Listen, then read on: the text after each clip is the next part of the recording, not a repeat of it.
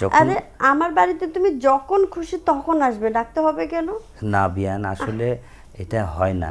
কারণ কি? বললাম যে তোমার এসব কথা শুনে আমার কেমন জানি লাগছে। কেন, কি হলো এতক্ষণ লাগে ফোনটা রিসিভ করতে?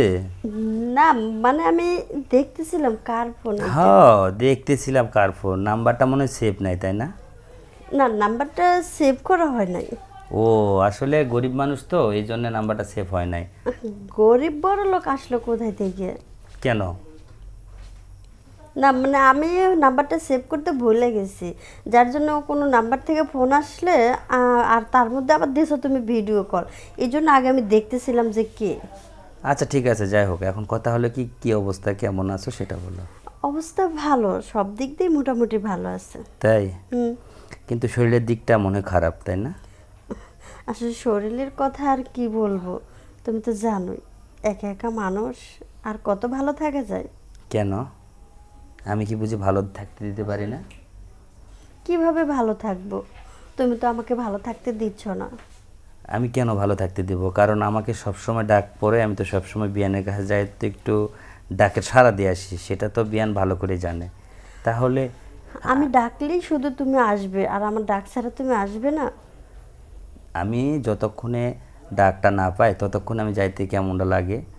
যখন আরে আমার বাড়িতে তুমি যখন খুশি তখন আসবে, ডাকতে হবে কেন? না বিয়ান, আসলে এটা হয় না।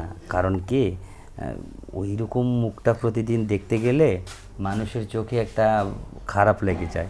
তাই বলছিলাম, বিয়ান যখন ডাকবে তখন না হয় একটু সাড়া দিলেই তো হয়।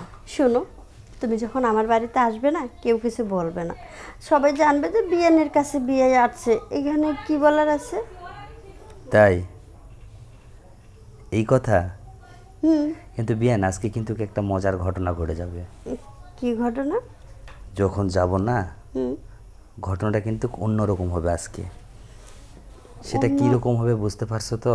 অন্যরকম? না, বুঝলাম না। বোঝো নাই?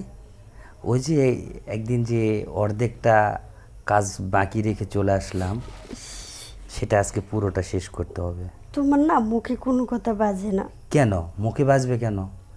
বারে, আমি তোমাকে সব ক্লিয়ার করে বলবো আর মুখে বাজবে মানে? তুমি ওই দিনের ঘটনা এখনো মনে রাখছো?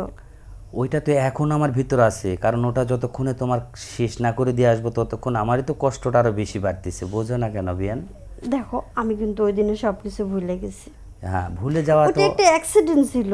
না, আমি ওটা মানবো না, কারণ ওটা আমার প্রয়োজন, এবং সেই জন্যই কিন্তু আমি আগ্রহ বেশি হয়েছি বিয়ানের কাছে। কারণ আমাকে পরিপূর্ণতা যদি না হয় তাহলে একটা লোক কেমন করে ঠিক থাকতে পারে সেটা তো বিয়ান ভালো করেই জানা আছে না? জানি, তাহলে কেন? কিন্তু আমি কি করব বলো? বুঝলাম না, একটু জোরে বললে ভালো হতো। বললাম যে তোমার এসব কথা শুনে আমার কেমন জানি লাগছে। কেন, গরম লাগতেছে বুঝি? ওই দিনের কথাটা মনে পড়ে যাচ্ছে। হ্যাঁ, ওটা মনে করার জন্যই তো এখন ফোন দিচ্ছি খুব তাড়াতাড়ি করে, কিন্তু খুব গরম লাগছে বুঝি, তাই না?